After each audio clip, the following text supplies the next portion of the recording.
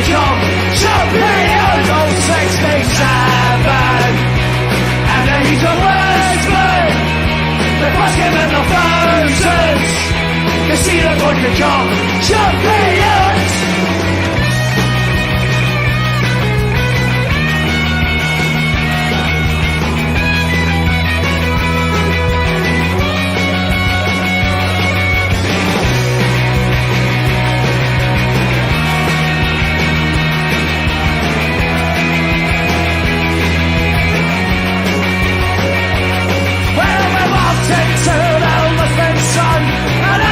Thought they had it won, the wish of the world had turned free, and now it's known as a Celtic way.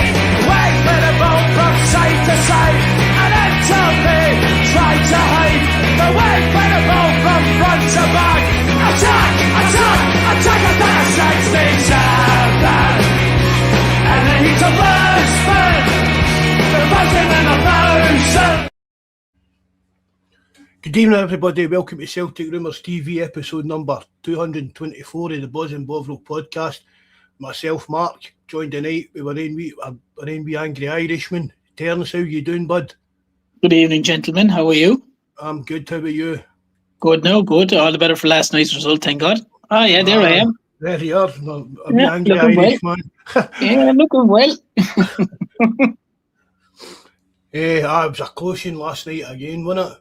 Yeah, there's a lot of them. There's a lot of close ones, but look, they got it over the line, which is the main thing. That's it. Well, this is a podcast for our forum. You can find that and everything else, our Discord, like Twitter, whatever. I don't use that much, but everything else is in. You'll find it in the link tree below. Our forums at www.celticrumours.co.uk. I said the link to everything's in the link tree below in the description.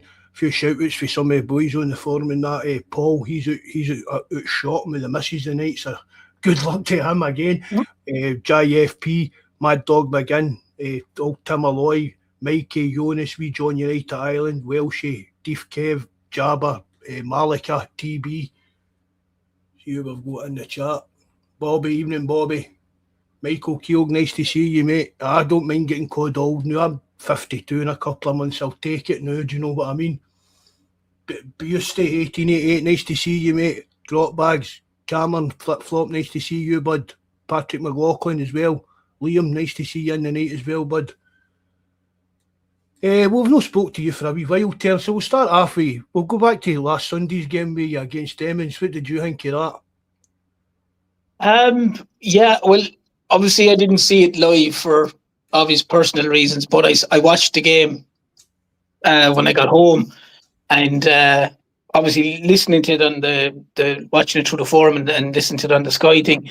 When you see the first half, you're just thinking like this could be embarrassing. They were absolutely destroyed in the first half, and I mean a huge credit down to obviously O'Neill, and I mean obviously Hatate came in, and obviously we found the normal Rio Hatate last week and last night to what we know he's capable of. And to be fair, the second half Celtic were far the better side, and they didn't deserve a draw. You're always going to hear nonsense from other parts saying people saying it wasn't a penalty and it shouldn't be this, it should be. It was a Stonewall penalty because if your man's arm doesn't get in the way, Butland isn't saving it. Oh, right, aye, I forgot what you're talking about there. I'm talking about Rangers game. I just think Maeda's header, if it doesn't touch Sterling's arm, Butland isn't getting it. It's the deflection onto Butland that makes it look like he saved it. And look, thankfully it got over the line eventually. But I thought the second half, I thought Celtic played an awful lot better. I think they feel or probably look a lot more secure with the Finnish keeper in goals. He kind of, I know he might be prone to a little blip, but I don't think Schmeichel would have saved that one last night, the header in the Aberdeen game. But she's a youngster, Terence, you'll forgive him. You can forgive wee blips for a young goalkeeper.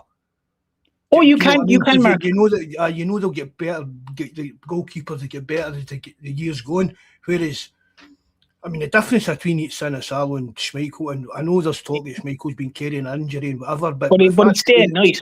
Aye, if that's true that Schmeichel's been carrying an injury, well, that's on Schmeichel and on the Celtic medical team, sports science team, and on the manager for keeping on picking him.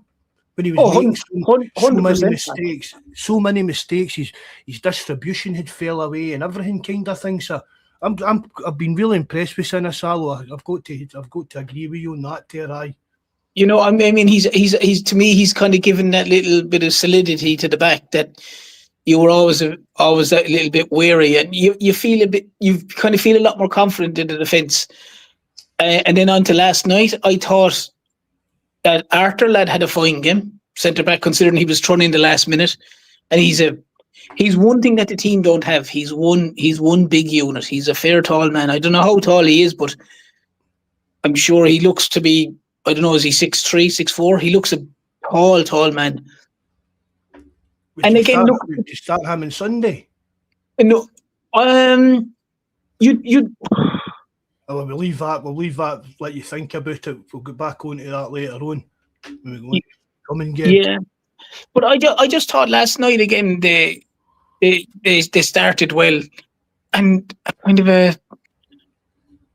it's a continuing reoccurrence this season where they get ahead, they kind of get a little bit of impetus up, and then they just as soon as they conceded, they really drop back and they kind of get a bit panicky. And like McGregor, if McGregor's any further back, he'll be the goalkeeper. You know, like he's between the two centre backs, and like I feel you're already a man down in midfield. I mean, they're asking Scales to bring the ball out. They're asking whoever it may be with him, if it was Trusty was there or Arthur last night or whatever, to bring the ball out. I don't see the point in Scales or McGregor being 2 yards away from him or 5 yards away from him. No, and it should be our centre back should be moving up into McGregor's position with the ball turns rather than McGregor falling back into the centre back position. Of course, 100%, Mark. And as I said last night, it was good to see that they kind of dug deep again and they got the win. Negron came on to score the goal. Hatate, who I have been very critical of, and I have no problem in that saying that, had against Rangers in the second half when he came on. And yes, last night he was the Hatate that we know the ability he has, and he was excellent. He really was excellent again last night. But I just worry that they're still carrying players. I mean, Moyed is absolutely atrocious. He's atrocious. Like I don't know what guys in Moyed they got at that time when Kyogo left that he managed to score 30 goals, because the time he was through in goal, even there in the second half, like, I mean, the corner flag is in more danger than the goal. Like he's really, really struggling, and you can see that he doesn't want to be there. No, he works hard off the ball, but that's his normal trait. But you can just see he doesn't want to be there. And I just hope, slightly off the point maybe, Mark, but I just hope going forward, like, Celtic need to learn that if a player doesn't want to be there, they need to get rid of them. This holding on to them is just ridiculous. Like, there's a prime time for every party concerned for players to be moved on terms, and that I think we've kind of proved that even down to Kyogo leaving. Do you know what I mean? It was probably at the time, was it better for him to leave? Well, we went on and won the league anyway. Right, fair dues, we've not actually replaced his goals or stuff like that. But I've always said that there's a prime time for players to leave, whether it upsets fans or no. And one of the primest times is if the player himself's pushing to get a move. And back to even just what you're bringing back to what you're saying about Hatate. Do you think, right, I mean, it's been obvious for months that he's been off the boil, and is he had a huff? Even Chris Sutton said he'd heard he'd kind of down tools a bit and stuff like that. And is it maybe finally is Martin O'Neill or Maloney are furthering him, because Fotheringham's meant to be good at getting players in that fired up and stuff. Do you know what I mean? Getting at that kind of side of the game. If they finally maybe got into Hatate's seed and said, look, a couple of months and you'll be getting sold, and it'll be all be. Do you know what I mean? A couple of months you'll get what you want. You'll be away. You'll give more money in the bank. Blah blah blah. Just give that couple of months of doing what we know that you can do, and everybody's going to be happy come May time. You'll be away. We'll get some money, and we'll have a league title in the bag. it would appear that way, Mark, as well. And obviously, maybe someone is selling to him. Look, Rio, people are thinking you're down tools here. You're not going to get a big money move to a big club. If a club thinks you've turned your toys out of the cot, give us the next 3 or 4 months, head down, like you said, show us the ability that you have, show us the skill level, show us the way you can, and all of a sudden, the good sides will come and go. God, we can get this guy. We might get this guy for 8 million, 10 million, whatever it may be in today's market or whatever, and we know we're getting a quality player. No team will want to go near a player that has basically chucked it for all intents and purposes, or not the better teams anyway. So maybe, yeah, obviously someone has managed to convince him of that you know, there's 8 or 9 games to go, like. Again, in terms of we're talking about comparison with Schmeichel and Sinisalo, but the comparison even with like Hatate and Hatate's like night and day as well. Oh, it's there's no comparison, Mark. There's no comparison. There's been a player in the second half when he came on against Rangers and last night. That's a guy that's looking for the ball, dictating the play. You know, he was excellent again last night. He was excellent against Rangers in the second half as well. He was the Hatate that we know, compared to the Hatate that when he was losing the ball a couple of weeks ago, he wasn't even running back. He was hardly getting above a jogging pace. So look, someone's obviously got into his head, and Martin O'Neill has always been a good man manager. So maybe him, a combination of Maloney and Fotheringham, as you said, and I'm sure it's been said. Listen, you'll be gone at the end of the season, but what club you go to will depend on you. If you continue the same way and you don't play or you're down tools, the higher quality club will not look at you. If you want to show us what you can do and show, more importantly, them what you can do, you're going to put yourself in the shop window for a big move. And we know how good you are, and we're happy to let you go. So you show to everyone how good you are and show the big teams who might look at you what they're going to get. Plus, I mean, I don't know, the chat will know more than me. Japan, well, obviously Japan will be going to the World Cup. Does Hatate get in that squad? Is he maybe, I don't know. I don't know. I see. It's not. I wouldn't know. Somebody in the chat will probably know a better bit than that than me. But I'd imagine that Japan are going to the World Cup anyway. Yeah, I think they are. If it happens, that is. Yeah. Oh no. Yeah. Yes, that's a different conversation. But I look, the last 2 games, the second half against Rangers and last night, you know, they've done well. I have to be honest, the one thing that drives me bananas, and I put it in the live chat last night and a few other things, I do not understand. I just do not understand, and I will never understand this passing around the back. Like the idea that obviously there's some instruction, but there was times where you see, whether it was Schmeichel or Sinisalo last night, and McGregor's coming back to look for the ball in the edge of the box. The Aberdeen guy is literally on his shoulder. The same with the two whoever was the centre backs have gone left and right, and we're still passing the ball to these people. What did anyone expect is going to happen?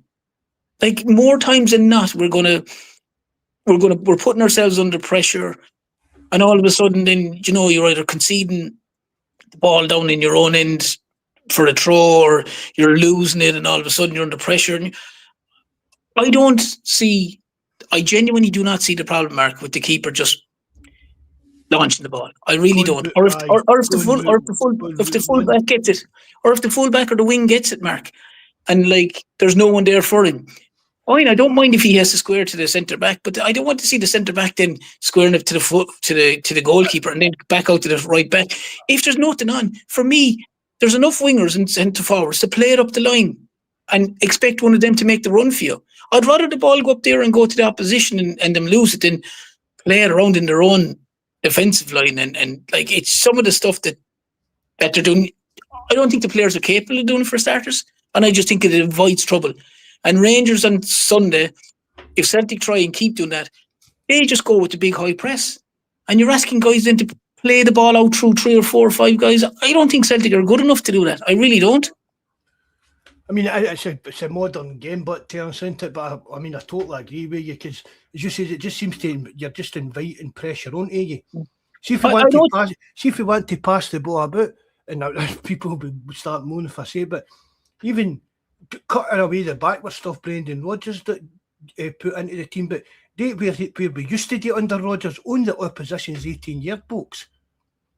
Well, yeah, But even then, past about there looking for openings. But see, as you said, if we're doing it with our centre backs and our full backs, the high press is always going to put us under pressure when it works, and it works a hell of a lot against us. Yeah, and the problem I have with it, Mark, is, and I'm going to sound a bit of a hypocrite here, it's when we do it when we're at a walking pace. If they want to pass the ball quickly out to the fullback or quickly out to the centre back, I don't have a problem doing it. But I mean, literally, if the ball goes there, it's down and it's out to the fullback. But the fullback's first thought is to play it up to the winger or play it up the line to someone, not straight it back to the centre back and then to the other centre back and then back to the fullback and then back to the keeper, and then everyone's pushing out. Then you like the guy's a goalkeeper for a reason. He's probably not a good footballer.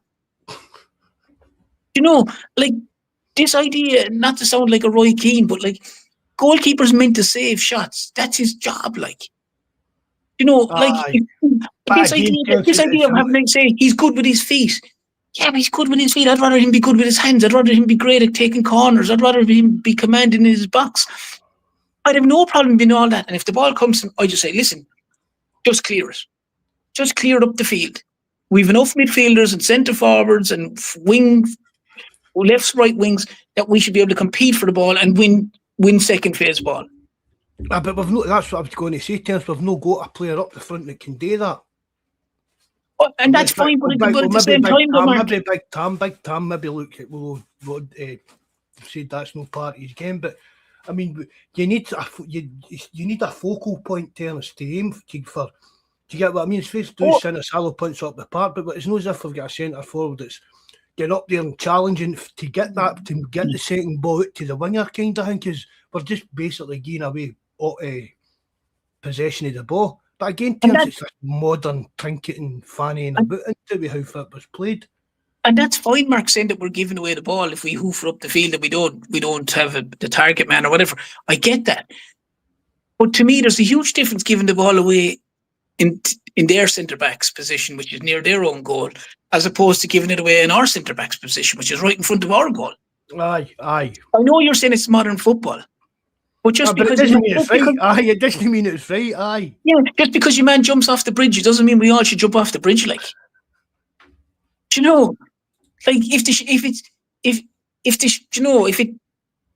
it doesn't suit the situation, then change. Like, just because they say I want you to play out from the back, players should have the ability to go, this isn't done, this pass isn't done. I'll take the bollocking from the manager. And I guarantee you Martin O'Neill would have less of a chance of bollocking a player if he was under pressure and he played it up the line for your Maeda or Yang or McGowan or who's ever up there to make the run for them, then turning round and passing at your keeper, and you're expecting your keeper then to play a 40-yard pass to someone out left or right. I just think it invites trouble, and my fear is the more Celtic do it, the more I feel they're going to concede. Like Schmeichel done it against Motherwell when they were well beaten. He tried to pass out and it was never on. And it's to me, Mark, it's just passing a ball to a man who's already marked. I don't have a problem with the keeper doing this, but if he's doing it quickly when there's no one on him, if Kieran Tierney's wide open and there's no one on him, but Kieran Tierney's first thought should be then to turn and go forward. There's too much of this when the fullback gets it or the centre back gets it. Their first thought is back to the keeper again. What's he going to do? Why can't they turn and clear it?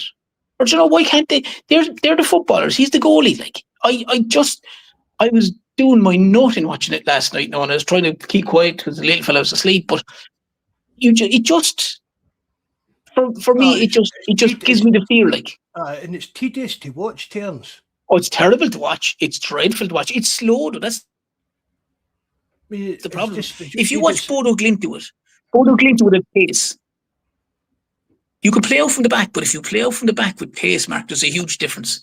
And when they played against Celtic and all of the times they done it, it was straight to the fullback got it, or the centre-back got it, and they turned and they were straight to maybe a wing or whatever. That was their first thought, was get the ball, turn, and look up in front of me. Celtic's problem at the minute is they get the ball, their first thing is to turn go sideways or go backwards. That's no. Patrick saying recycling possession. That's what they call it now, aye. And it's as if these wee pockets of space are only going to be opened up until they pass the ball. I mean, for me, Terence, and see what you're saying, while we're passing the ball about at the back, the opposition's just getting themselves reorganised in their positions and camping back again. Do you know what I mean? You're giving the opposition time to set themselves up again. Do you know what I mean? Every time that we do it. But Mark, I'm all for this. Like I've said it to you a few times on here before, it's all well and good for me saying that Celtic have 88% possession, for argument's sake. But my thing would be, grand, how much of that is in the opposition, if you want to call it red zone or final third or whatever it is? Show me what stat that is in the attacking zone. How much of Celtic's possession is up there? Aye. And you'll probably find it's 10 or 15, maybe 20%. And in their own defensive area, there's probably 55, 60%. And you're like, it's fine. It's fine saying you've got possession, but if you're passing it, the Scales is passing it to Arthur or Dane Murray or Trusty and they're back to, and it's going between the 3 or 4 back four, and the opposition are just standing there, just moving left and moving right, and moving left and moving. That to me is just. I'd rather Celtic have 20% less possession and be more direct and be more attacking and more aggressive. That's my opinion. I think that possession stat is very overrated. It's like that XG thing and everything, Terence. I mean, it is all stats. When it comes to it, the only stats that matter how many times you put the ball in the back of the net. Yeah, listen, Celtic had probably way more possession than Hibs a couple of weeks ago at Parkhead. But they lost 2-1. At the end of the day, no one's going to go, well, Celtic had 82% possession. Yeah, but they lost. Or whatever it may be, but they lost 2-1. That's the only stat that matters at the end of the game. Like, and didn't they play well? That's the thing that bothers. See, for all the possession terms, even the final result. But Celtic at the end of the day, Celtic can lose games, right? We can't expect to realistically expect to win every single game. But but see, when you look at any game individually in Scotland, Celtic should be capable of winning it, if that makes sense. Oh yeah. But it's. But they're not performance related. Like the possession and the performance related are worlds apart. They paint the pictures that Celtic are dominated the game, but in a lot of cases they haven't, Mark. They've just had a lot of ball, but they've done nothing with it or very little with it. Aye. So it's a very misleading. It's a very misleading statistic that is. Aye. There's no many teams in Scotland, especially that will have. I mean, like will have more possession in a game than Celtic will, even if they beat us. Do you know what I mean? Because again, Terence, is it just they're all that used to the way we play as well? It's so predictable to play against us. Yeah. Oh, they are. But this. You hear teams now, Mark, and they will openly say, like, oh, if we mark Callum McGregor, Celtic can't play. You'll hear managers after the game and stuff like that, and they'll target, and this weekend coming, they'll target the midfield again. They'll target the Celtic midfield again, because if the Celtic midfield don't function, the team struggles beyond all belief, because there's a lot of very average players in that team, in that squad, for me personally anyway. There's a lot of very, very average players. It's as weak a Celtic squad team that I've seen in a long, long time. I mean, that team on Sunday don't. Well, apart, I mean, obviously the loan fees and all that, but seeing actual transfer fees, the team we do it in that park could cost Celtic £6 million. Yeah, I mean that's ridiculous. Like, oh, that's embarrassing, Terence, when you look at it like that.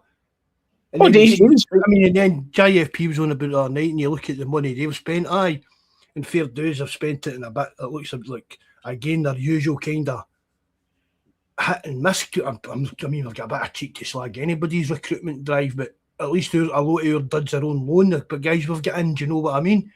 Yeah. But I mean, it's the squad, as you said, Terence, it's one of the poorest squads in a hell of a long time. It really is. You know, and I feel for I feel for Martin O'Neill. I really do. You know, because he wasn't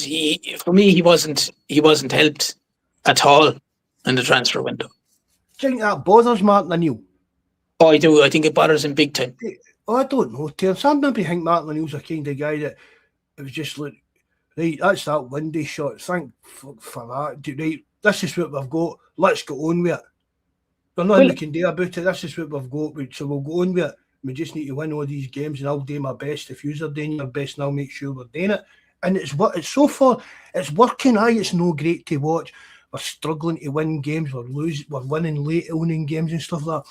But we're still winning games. And for me, and I've said it all along, I'm still confident we'll win the league. As soon as Martin O'Neill came, I was always confident, but then Nancy came and I was like, oh God. But when Martin O'Neill came back, I knew just his experience. He's been there, done it as a player, as a manager. Even down to the players that we've got that have been over the course. I mean, Carter Vickers isn't playing and all this, but these are guys that are still about the club, and hopefully they're still helping guys settle in and make sure they know how important this actually is. Oh yeah, no, I agree with you. I just feel that from O'Neill's point of view, I just feel he might have been promised a lot more than he was given. Aye, I think so. I'd agree with that. But like, I think he'd come back regardless, Mark. I think he'd come back regardless. But I think he came back, especially the second time, with the notion of, look, we need to strengthen in a couple of areas. You know, we're under a bit of pressure. I especially thought that they were going to help him, Mark, because he came back after one of the worst periods that you'd ever see Celtic play under Nancy, which was, you know, the was it 4 defeats in 6 games or something crazy like that. But O'Neill came in at the start of the transfer window, and everyone, you were thinking, right, all they need is maybe 2, maybe 3 players, and you're thinking, okay, good chances here. But we waited and we waited and we waited and we waited, and we were waiting for ages for anything to come in, and then the standards, obligatory Celtic last minute loans and trying to get this deal over the line and free agents, and I genuinely did feel that they would have said to Martin, look, Martin, yeah, we were back in the transfer window. We know what we need, and blah, blah, blah, blah, blah. We understand it. But yeah, look, the guy, I don't think anyone else, Mark, would have Celtic still in the title race if they were in his shoes. No, I do agree with that, Terence. He just has an ability. He's an ability to get the team to win a game that you just think isn't winnable. Like you have to remember, this is the guy who's won in Feyenoord and Stuttgart. Yes, people can argue the point that the Stuttgart game might have been a kind of finished or whatever. But Stuttgart were trying their hardest to score and they didn't manage. And so at the end of the day, Celtic won a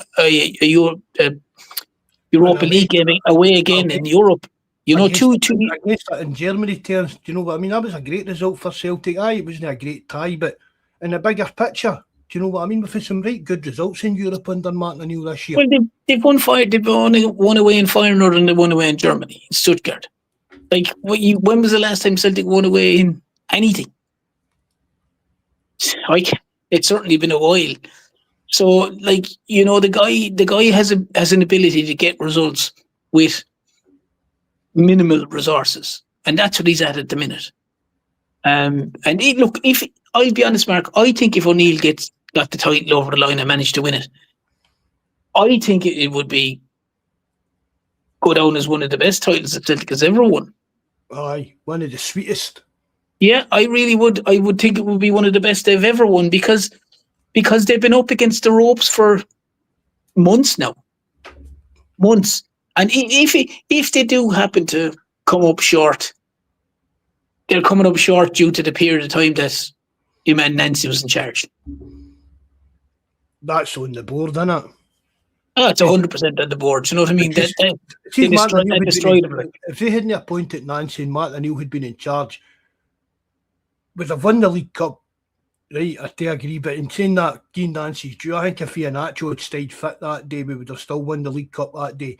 But we'd have probably be sitting top of the league as well if we hadn't took that break with Nancy and just let O'Neill in charge. We'd probably even maybe have players lined up in January if Martin O'Neill and Sean Maloney had just been left in charge for that wee bit during that, because they'd been able to work on stuff themselves. Yeah. Evening, Frank. Nice to see you, mate. Where is Plunge? He's not been in the last few pods we've done. If you're talking to him or that, let him know that we were asking for him, mate. But Martin O'Neill for me, that's the kind of what I'm basing my pure confidence on terms. I just think he's the man to do that. He's the man to come in and do that kind of job. A wee kind of fairy tale kind of story. Oh, he is like he's got that about him, Mark. He just has that, like, he's that mild mannered, funny, witty kind of guy in front of the camera. But I imagine in the dressing room it's a different Martin O'Neill. Sometimes I know, but Terence, he needs to remember that he's back managing Celtic, no being a pundit. Said this other night to John as well, JFP with Martin O'Neill. It's like people digs at Gordon Strachan for the way he treats the press. Sometimes Martin O'Neill can be just a bit shyer than doing that, but because he's got that wee kind of grandpa thing, he gets away with it. But he needs to remember that he's a Celtic manager, not a pundit playing it for laughs and jokes when he's doing press conferences. Just at times, you know what I mean? Yeah, that's fair enough. He's only got a couple of months to go, so let him maybe enjoy it. Maybe that's his final wee. I'll have some fun with it. Do you know what I mean? I'm just here for the laugh while I can with the press and stuff. Yeah, maybe. You don't know, no. You don't know, but yeah, time will tell.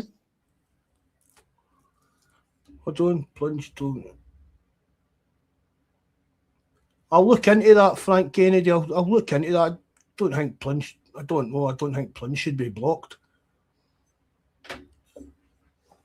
Right, so what's your plan then for Sunday, Tia? Are we winning? Are we going for the double?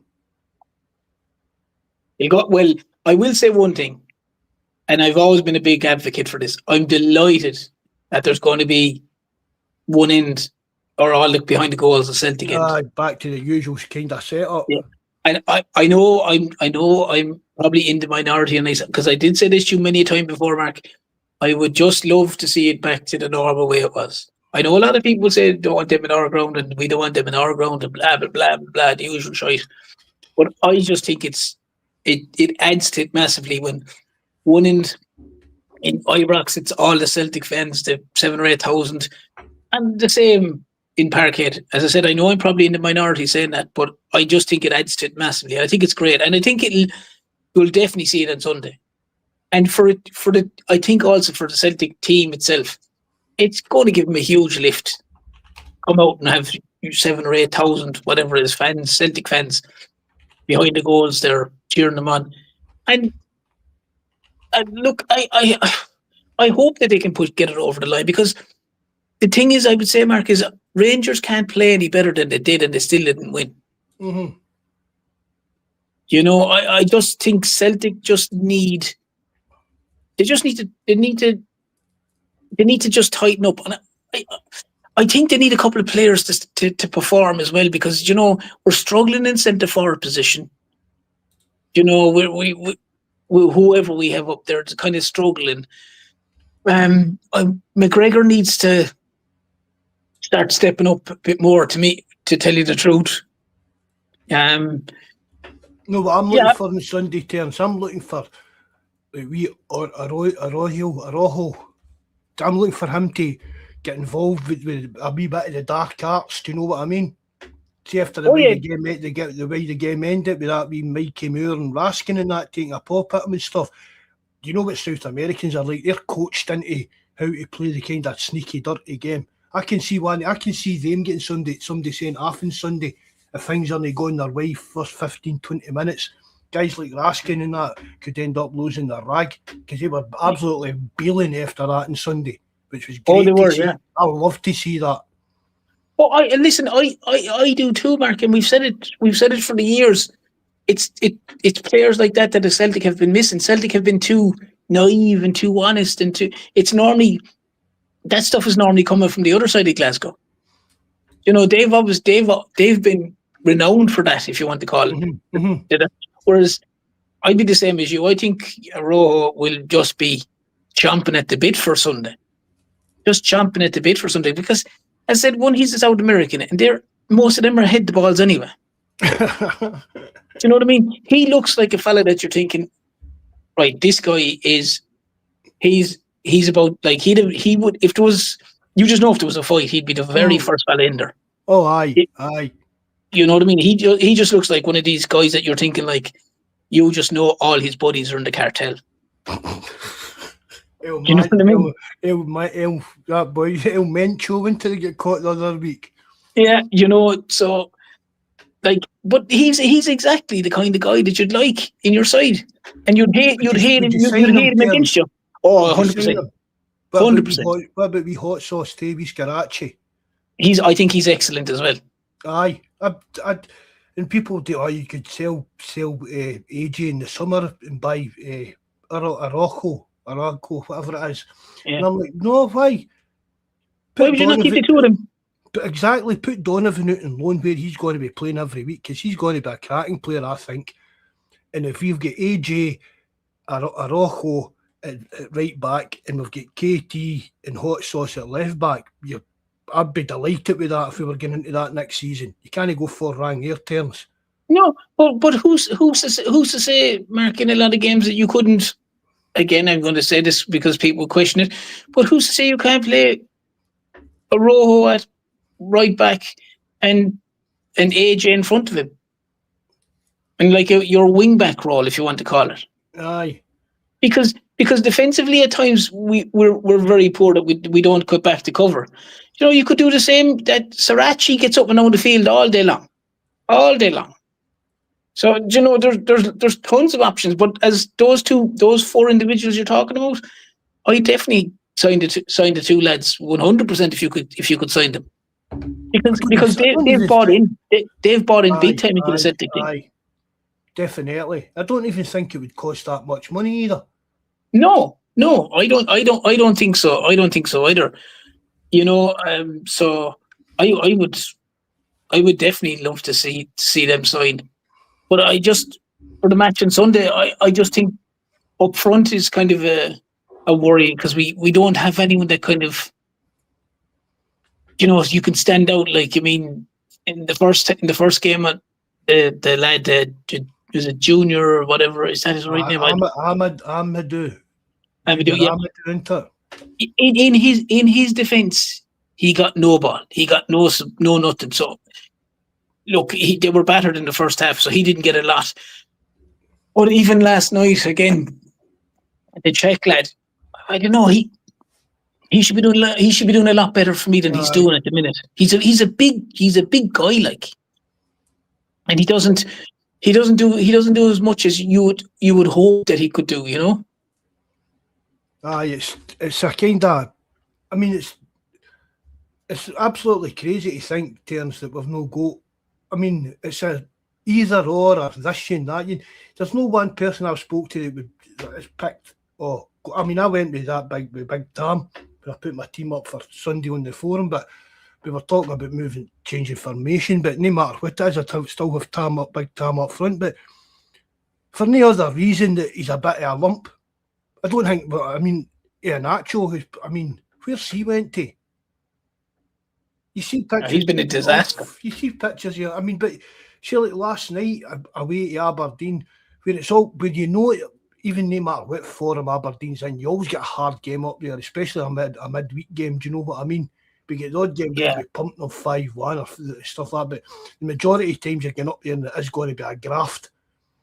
And going to Ibrox on Sunday, this is the kind of games that big Nacho should be thriving on. And do you know what I mean? He should be coming on there to bully that John Suter. Oh yeah, I mean, this is a guy that played in Premier League for a long time. He should have the likes of their centre halves in his pocket, like. But like he doesn't. He just seems to be consistently injured. and it's, I don't know, it's crazy. Like he doesn't last 5 minutes and he's off.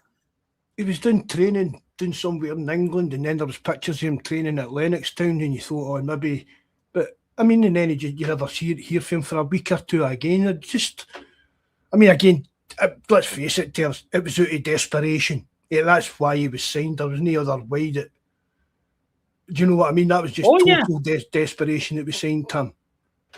But this is what I was saying earlier on, Mark. It's like JFP is probably screaming down the phone as we speak in regards to the board. But this is, this is what we're talking about how poor the Celtic squad is. Like, it's basically players out of contract, free agents, last minute loans. It's like nearly every guy you're talking about that came in was a guy that wasn't playing football. Mm-hmm. If that makes sense. There were always players that were looking for game time or need the doctor. They needed to find sharpness or fitness or something. Yeah, they were surplus to requirements where they were. And that was it. It was basically, well, if you go to will Celtic need a player, you can go there and you'll get a bit of game time. And obviously Ian Acho is massively injury prone. So yeah, I would have hoped that he would have been at least even on the bench last night, that he could have come on for the 20 minutes, half an hour. When they took off a bit of game time into his legs and see if he could come on Sunday at the 60-minute mark, for something different. That's all I would have said, Mark. If he could have come on last night for the Czech lad with 20 minutes to go, see how he is, get a bit of, as you said, game time in the legs, get a bit of fitness into the lungs. And if you're needed for 20 minutes to go, half an hour to go at Ibrox, that you can come on. Like, without being rude, he wasn't really brought in to come on and play at home against Dundee. No. And I don't mean to be disrespectful to Dundee or anyone like that, but he was a Premier League player. He was brought in, obviously, last minute job, but everyone was expecting him that he would play the bigger games and have an impact in the bigger games. And we haven't seen anything. We've seen nothing. So at the minute I could pick the centre forward for Sunday. You could pick a different one. Mm-hmm. And it's no, Terence, it's not even of an opinion on the players. Really, we're just actually grasping at a straw each, isn't it? There's none. It's complete guess, because there's no one argument. There's no argument to say, well, he should be on because of A, B, and C, or he should be on because of D, E, F. There's people will even argue, God, you just go stick my head up front and let him run around like a lunatic and do this and this and this. We have no genuine number 9, if you want to call it that. There's no centre forward there that we know you can hang your coat on him and go, well, I know he's our front man. He's the guy that's going to get us X amount of goals during the year or whatever. Or even for the last remaining games, that he's going to get us 7 or 8 goals for the last whatever games. Even people that are putting up, putting Nigel up front and that. I mean, I've just edited a post there on the forum earlier saying that Nigel's 1 goal off equaling Henrik's first season, the amount of goals. I mean, Nigel's had a crack. Again, I keep comparing him to Tam Rogic, Terence. He's no doing much in games, but you can rely on him to pop up and do something when it's needed. Nygren, do you know what I mean? Yeah. I keep saying it. He's not an out-and-out midfielder for me. For me, he's more a number 10. That's where he should be playing. But I mean, even down to that, it's working what he's doing. So why change what he's doing if he's do you get what I mean by that? Moving him up top. But he doesn't. I'd agree with you. You move him up to the striker position. He's not arriving in the boxes late and stuff like that. Do you get what I mean? Oh yeah, listen, as you said, if it isn't broke, don't fix it. But like you said, Nygren reminds me of, to a much lesser extent now, before anyone hammers me on this, he's one of those guys that he reminds me of like a Damien Duff or the way Chris Waddle. They seem to be look wrecked after 5 minutes. Like you said, he's not your box to box midfielder. He just doesn't have the legs for that. Whereas, like you said, if he's in the 10 role, he seems to have a great knack at timing runs or being in the right place at the right time. But he's not your guy that's going to be galloping up and down the field all day, because he just doesn't have that in his legs. So No, yeah, like you said, maybe that 10 role is where he needs to play. But I don't know. I just worry that we're very light in midfield. The one thing I will say, Mark, as well, is, my God, is that Celtic team tiny compared to Rangers? Aye, aye. Rangers are a mass. They've put together a massive football team size wise. Like you see corners coming in or free kicks, and I'm looking there going like, it looks like it's me marking you. Like, they're built like a kind of stereotypical Scottish team, isn't it? yeah, and in fairness to them, they've got a lot of big boys in the team. I think they said they'd only 2 guys that were under 6 foot in their side. I think they said Raskin, and they named someone else that was under 6 foot. Like, Celtic hardly have anyone very few over 6 foot. Aye. Evening G-Doc, mate, nice, sorry to their terms. I thought you're fine. Evening G-Doc, nice to see you, bud. Charlie Gary, nice to see you, mate. I think that's a new name. Mm-hmm. Sorry. No, you're probably only looking at 3. You're probably only looking at 3 players in the Celtic team that are over 6 foot. 3 or 4. The keeper, Scales, if Trusty's playing, or one of the centre backs, they're over 6 foot. Other than that, if the Czech lad is playing up centre forward, he's over 6 foot. Other than that, I wouldn't say anyone else is over 6 foot. Engels. Is Engels maybe about 6? Oh, Engels is fit, yeah. Engels is fit, he is. But like, what I'm saying, even Carter Vickers isn't he 6 foot turns? No, he's a small centre back, like. Aye. But what I'm saying is, if you compare it to their side, aye, they have big units in positions in their centre back positions, and they just have a couple of big guys. They're like, and I think it's something that I think O'Neill actually mentioned, and I'd say it's something that he's a surprised at, because O'Neill would have always had big sides, regardless of where he was manager. Aye. I mean, that's the thing. It's like, would Narocki or Lagerbielke be in the team if they'd been here when Martin O'Neill was manager? Yeah, they could. You probably could have been. Aye, but because that's what we're talking about, Terence. They're his type of players, just big, hairy-ass defenders. Yeah, I've said it here before, and I said not to sound like Roy Keane of it, like 6'4", that after us. Yeah, I know he was a huge guy, like, but he's only played like last night. He's not. I'm trying to say the guys that regularly play in the Celtic team. I know. I'm just looking at it, what we're talking about, and guys are putting their heights up in the chat and that. I mean, like he's obviously a big unit. You could see that from last night, and he had a fine game. But I lost my train of thought anyway. But just O'Neill is, it's unusual for O'Neill. I'd say if this was a Martin O'Neill team of normal, he would, half these players wouldn't be playing. But that's what I'm saying, Terence. It's not a Martin O'Neill team. No, it's not. No, but like that's what I was going to say. Defenders are meant to the goalkeeper's meant to save. What is the shot stopper? Defenders are meant to be able to defend. Midfielders obviously meant to be. Strikers, it's no point saying he's a brilliant striker, he makes great runs, he does this, he does that, but he can't score. Then he's not a good striker. If he looks like a duck, walks like a duck, and sounds like a duck, it's probably a duck. He'll feel Shawnee boy for Philly. Is that no? No, is that no a rival of your ice hockey team in their terms, Philly? Oh, the Bruins Philly? You're into. Or the Boston Bruins. Philly no one of their rivals, no, the Philly. I'd say that's Philadelphia, is it? Aye. The Bruins are out of that league. No, but what I'm saying, Mark, is like we go say to Johnny Kenny. Johnny Kenny made tons of great runs, got himself into tons of great positions, but he didn't score. So he wasn't a good striker.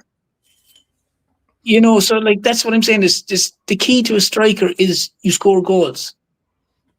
Gary Hooper, absolutely unbelievable striker. Aye. Made the runs. Lee Griffiths in the right place at the right time, score goals. Obviously Larson goes without saying, he's a unique one.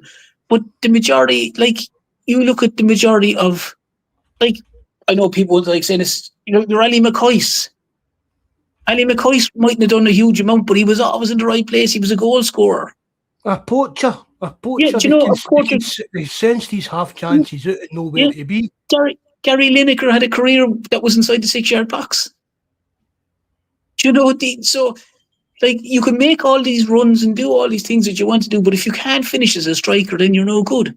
If you're a goalkeeper and someone tells me you're great with your feet, but you're a terrible shot stopper and you're used to the corners, then you're not a good goalkeeper. If you're the centre half and you can't hit the ball and you're not very fast, then you're probably not a very good centre back. This whole modern day football is I don't know, you're expecting people to do things that really what their original narrative is to do has been thrown aside and say, oh, I need you to be like a Baresi style centre back or a Maldini style centre back. I have news for you, they're probably two of the exceptions in world football then, guys. But you're asking guys to do things that I don't think most of them are capable of doing, Mark, to be perfectly honest. Aye, I'd agree with that, Terence. It's like, and we spoke about this before as well, Terence. It's like, it was more, it kind of came to the fore under Ange, and then we saw it under Rodgers, and it's like, people, right, we used to get guys on the live chats moaning about the wingers not taking on their man and hitting the byline. And I used to say, you can't blame the players for that. That's not coming for the players. That's coming for the coaching and for the tactics that the manager wants played. And for me, it's the kind of situations, that should be down to the individual player. Do you get what I mean? If you pass the ball to your winger, it should be up to your winger whether he decides I can take him. I know I can take him, or whether he wants to cut inside and try and take him or pass it in. And it's players are just, and it's as if they're just like being treated like robots. This is your job. Don't you do anything that I'm not telling you to do. This is what you have to do. I mean, it's like Cal McGregor just stands here, and I mean, you can't right. I mean, Cal McGregor is. See, when Cal McGregor was younger, I mean, I'm glad he didn't leave Celtic, right? Because he's been a great servant for us, right? I'm not too fond of him as a captain, but that's another argument. But when Cal McGregor was younger, see if Cal McGregor had left Celtic and get the right kind of coaching, he could probably have played for clubs like maybe pushing the top level of Europe for his actual ability on the ball and passing. When he was playing that, mind when he plays further forward terms, that kind of, do you know what I mean? And below Scott Brown and Cal McGregor kind of tried to reinvent himself as a new Scott Brown, and it's cost him a lot of recognition for how good a player he is, in my opinion, if that makes sense to you. What does it? No. And it's that kind of thing. You've got to let players express themselves. If you've got players that can, I mean, it's like I was never a great football player, Terence, right? I'd run and fight and tackle as hard as I could, kind of thing. Do you know what I mean? I'd have been a perfect CDM for Celtic. Do you know what I mean? Stick my head in, that kind of thing. I was never a great player, but if you've got the ability to go and change a game and take players on and do stuff, let these players go and do that. They don't need to be a robot. I mean, you're stifling, and a lot of that, Terence, for me, is what's held Celtic back over the last. I'm not saying Ange wasn't a good manager, Brendan Rodgers, right, they've won his trophies, but where was that sparky? Any time a player get the ball, the first, but like you get back to Rodgers this year when we had Scott Sinclair, and then you know what I mean. Then you get them belly in players. Every time the ball went to them, you were up. You thought this could be hit. Or doing anything unexpected that turned aye. We've just lost that, and that's not just Celtic for me. That's football in general. But a lot of it, Mark. That was a JFP type rant there. Sorry, no, you can't. But a lot of it, Mark. A lot of it comes down to an extent, your Pep Guardiolas of the world. That the great, one of the best sides you've ever seen, the Barcelona, that he managed years ago used to start doing this playing out from the back and all that, and then all of a sudden everyone thought, well, we have to do the same. And he was with City and he was doing that, and everyone thinks, well, we have to do the same. This is what you have to do. But I don't understand it. You don't have to do it. Like, as I said, if your man jumps off the bridge, you don't have to jump off the bridge. But like, it's like the way now, Mark, and you're right. Like, I don't know if it's something that you've noticed, but I've certainly noticed. You now have a right-footed winger on the opposite wing, so he has to cut in every time. Like Taneki has to cut in on his right leg every time. Why can't the guy who's a right-footed winger be on the right side be on the right wing, and the left winger be on the left wing? And then, as a fullback, you don't know, is he going to go outside me or is he going to go inside me? Every fullback knows Taneki is going inside every single time. And Yang is the same, and I like Yang, but because they're predominantly right or left legs, whatever they may be, they get the ball and their first thing is they get down and they cut it. Like, it's been like James Forrest was one of the last wingers the other day where you saw he actually went to the byline, crossed it, and they got the penalty out of it. No, I'm not saying that's going to happen all the time. But even James Forrest, how many times don't get us wrong, he scored a few goals, but he runs in and he needs to hit it with the outside his boot because his left leg's that garbage that he can't even kick it. Do you know what I mean? But that's again, that's what you're saying. That's not down to the players. That's down to the tactics for me. That's down to the manager wanting to, and it's like micromanaging every minute of the game, and getting into all this the data stuff. They're sitting looking up on laptop. It's all. But sure, Mark, if you were a young lad when you were playing grown-up soccer, or any of your buddies were playing soccer, and you were a left-footed player or a right-footed player. I'm left-legged. If I was a left-legged player, and I'm playing on the left side of midfield, I go to the left wing. Where did you play rugby? Scrum half. But they weren't expecting you to boot the ball with your right foot, were they? No, but I could kick with both legs, but that's not the point. No, I could when I was playing rugby, but I could when I. Yeah, same time. Yeah, I was very good at it. No, but what I'm saying is, in soccer, in soccer, when I was playing, I would obviously predominantly be left-legged, left-footed. So if I was playing, I was on the left side. A left back and a left winger. Yeah, I was like they're not like they're asking the winger who's right-footed to go on the left wing and cut in every time. But then if we then put a right back at left back, everyone will go, that's ridiculous. Why are you putting a right back at left back? He can't clear up the line. He's right-legged. But we're asking the guy who's up in the left wing, who's a right footer, to do the exact same kind of thing. Like, I totally agree with you. I do. I mean, right? Because to me, if I was a fullback now and you were watching any of these guys, I can give him all the space I want on the outside. He ain't going on the outside. It doesn't matter. I know he ain't going on the outside. He's cutting in every time, and then he cuts in, and he's either trying to play square across the edge of the box. And I'm not having to go at him because I like him. And Yang does it, and Forrest does it. But it's obviously something that they've decided that this is now the new way of the football. That you don't take the fullback on the outside. You have to come in every time. You have to come in every time. You have to come in. And like, if Taneki's a right-footed player, he should be on the right wing. If there's a left-footed player, if it's Maeda's on the left, he should be on the left, or Yang, or whoever it may be. I don't really care. Well, there's no element of surprise, Terence. No, but that's what I'm saying. The fullback knows he's only going one way. Because see if you've got the winger that's putting the confusion into the fullback's mind, then the centre back needs to come across and cover him, leaving you space here in the middle.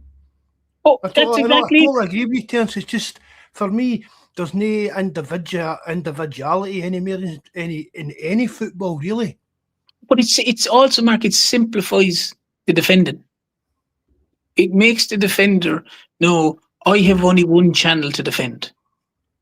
I don't have to defend the outside because he doesn't go the outside. He doesn't need speed.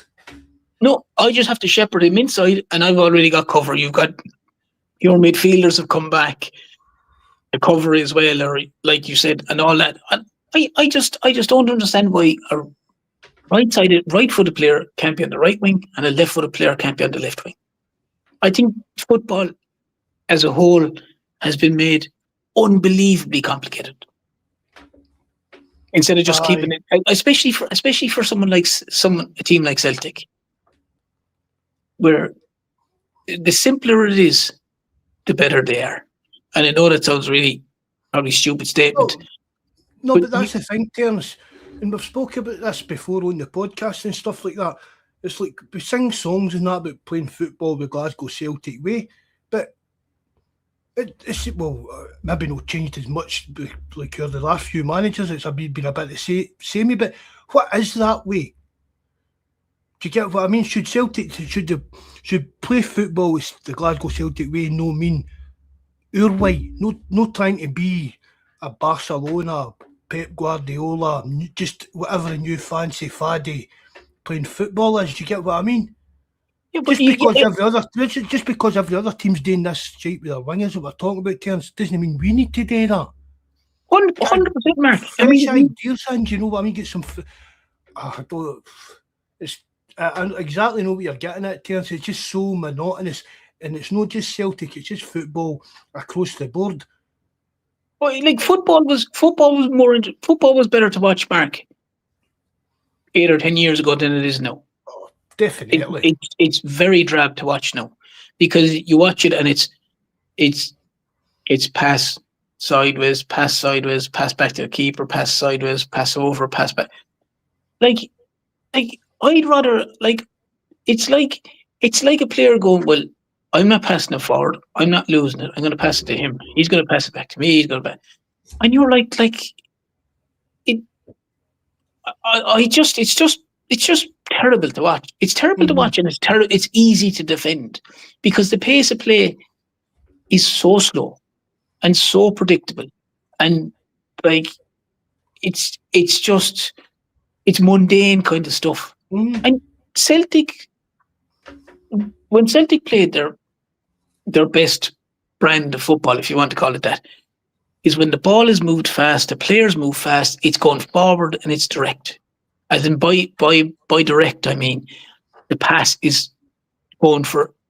It's going forward. It might be going 20 yards forward, 15 yards forward, 10 yards forward, but it's going forward.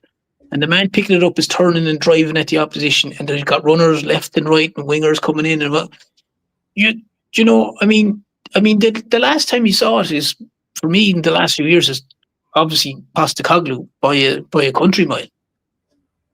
You know, I mean, you know, I mean, fine, there was aspects of that people might have always liked, in maybe overly attacking, blah blah blah. But in Scotland, for me, it was.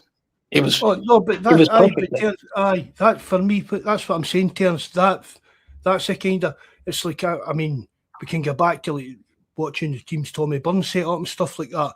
Yeah, they were fabulous sides. Aye, that was the Celtic way. The way Celtic should be playing, Terence. There's no way Tommy Burns, God rest his soul, Mark. The way Postecoglou had us playing, even Rodgers in his first season, and Ronnie at times as well, Terence. Yeah. But they none like Tommy Burns, God rest his soul, would lose his nut if he saw the nonsense that the way Celtic were playing. Like you know, his mentality was like, we get the ball down and we play, but we play and we attack. And you know, the problem with it now, the first notion where the ball would have always been, your first notion would have been get the ball forward, get the opposition under pressure.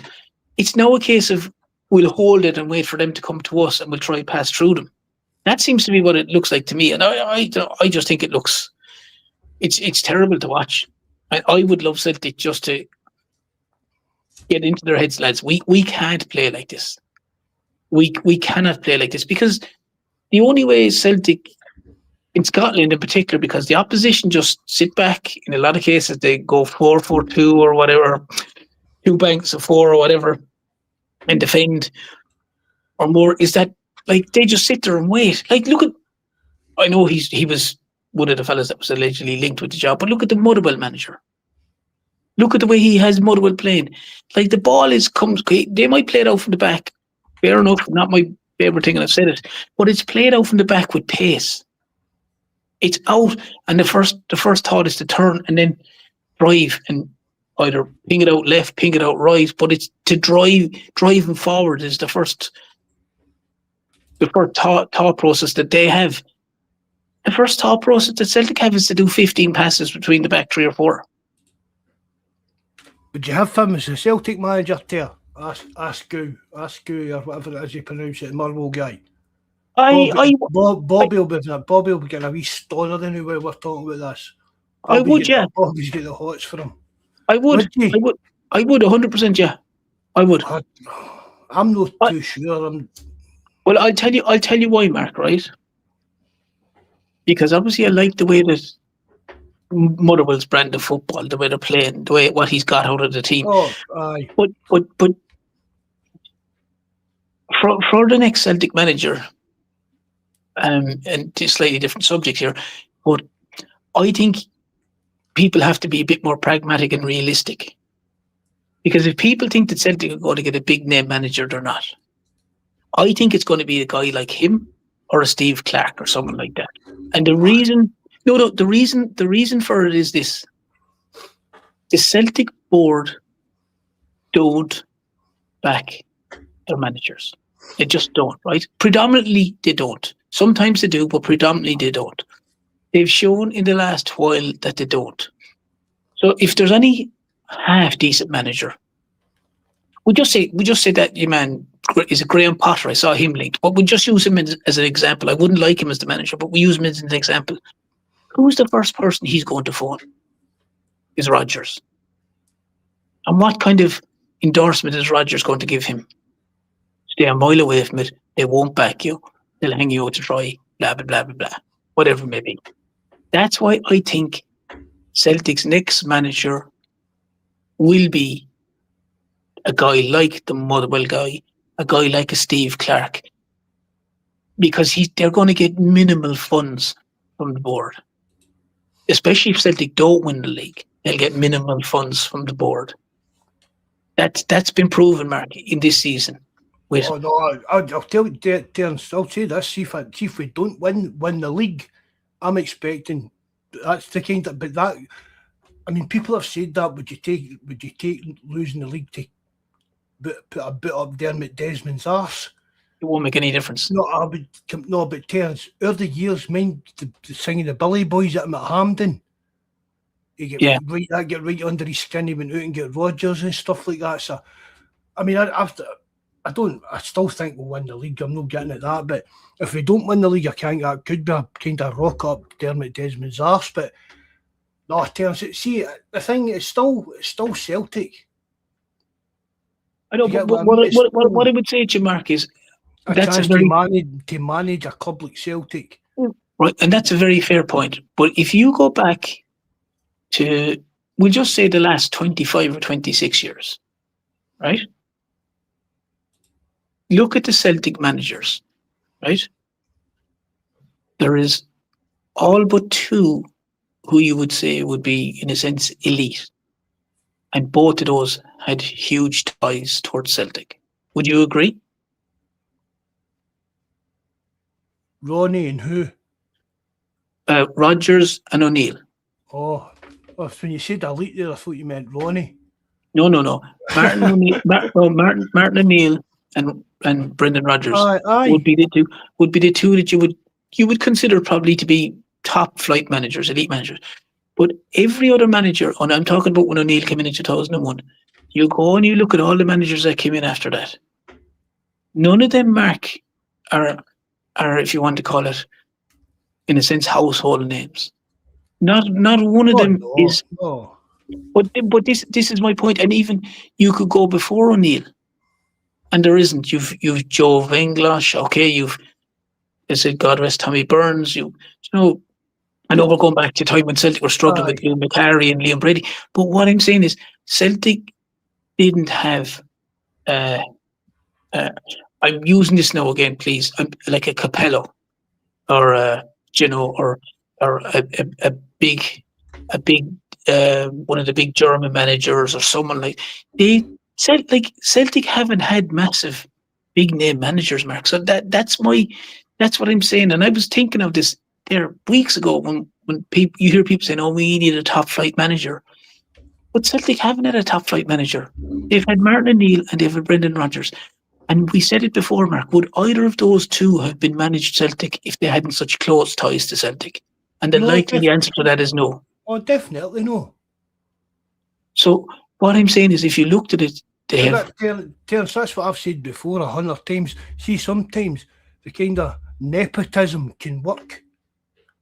Do you get what I mean? It's like, see, right, she's like Kieran McKenna, the Ipswich manager. I keep saying I'd like him in.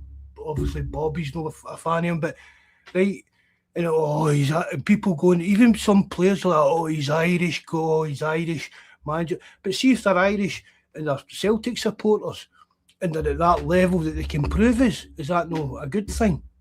It's a great thing. It's a great thing, but not just because of that, because they're good at their job. That's the first thing. But because they're Celtic supporters and their Irish ties maybe can bring them in when maybe other teams, even with money and finances in Scotland, couldn't. Yeah, we'd end up with your like Danny Rose and that, because these are guys that are still they still think, oh, Rangers, if I got there and do something, I'm getting a bigger move. Do you get what I mean? It's the name Rangers that's still attracting all these guys. So Celtic again, do you know what I mean? What level could we attract with the money we've got in the bank, kind of all that? And I get all that, Mark, but that's what I'm saying about the manager. They haven't had a standout guy.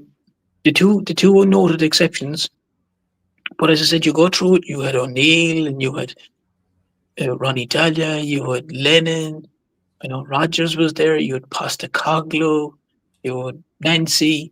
You know, so we're talking about guys that, you know, most of us, and I'd speak for myself, maybe guys in football might have heard a lot of them. Yeah. I wouldn't have heard of a lot of those guys. Before. So that's why I'm saying you're not looking at more household names, is what I'm saying. So, like, my fear, Mark, is if Roberto Martinez. I've seen Martinez. When Lennon get the job turns, when Lennon go to Peter Law himself said he'd a file with guys interested in it, he never even looked at. Who was in that file? Who would take? Do you believe that? I mean? Oh, do you believe that? Yes, aye. I definitely believe that there's managers. I mean, I'm not saying they're all going to be household names of that, Terence, but there'll be some of them. There'll be definitely be a few managers that we know that would love to be Celtic manager next season, just for the reason that it is Celtic. And I get that, Mark, and I believe you, and I agree strongly with you. But what I'm saying, the reason why I don't think it'll be anyone massive in that sense is because they won't and they haven't been backed. Aye. And if you're a manager and you're the likes of that McKenna led, or you're like say I don't know if he's got a job now, but maybe the Club Bruges fella that got sacked. Is it Hayden or Hayden or something like that?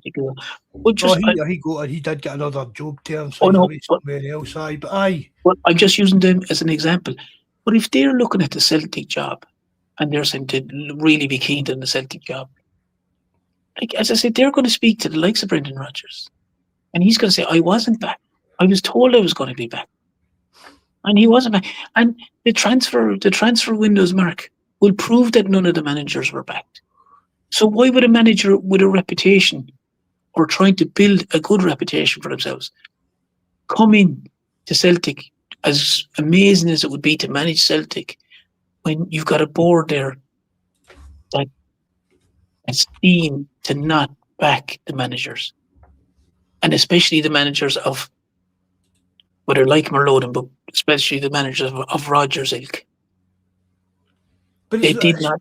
But you know, I mean, again, Terence, it's not even down to like whether the board are going to back them as well. It's like it's the actual setup of the club. I think that will put managers off more than a lot. Of course, but the divide that's there. The divide that's there between the supporters and the board. The divide that's there between the supporters and the guy who owns the most shares. Everything that's going on there. like top flight manager looking at that and seeing the discontent that's going around the whole club. That has to be off-putting the guys. Well, this is Mark. This is a club that has 3 managers this year. Like 4 times a manager. It was like there was 4 different managers at one stage. It was Rodgers, O'Neill, Nancy, O'Neill. Like there's no structure. There's no stability. There's no nothing. If you're a guy, an up and coming guy, or a reasonably well known guy, like we'd all have said about you, man. I know he signed a new contract with Bodo Clint, Nuxon, right? I know he wouldn't be a hope in hell, but look at him. If he was looking at Celtic and there was a twinkle in his mind about, I wonder would it be a good move. He looks at what he has at Bodo Clint and the structure and the setup and the way they're run and the way everything is across the board done. And then you look at the way everything that's going on at Celtic at the minute. The Green Brigade, still banned. Roger, or 3 or 4 of the managers are said in and out. And the manager's not backed. The discontent between the board and the supporters. The discontent between the supporters and other supporters. Aye. Dermot Desmond and all the stuff that's gone on, the meets.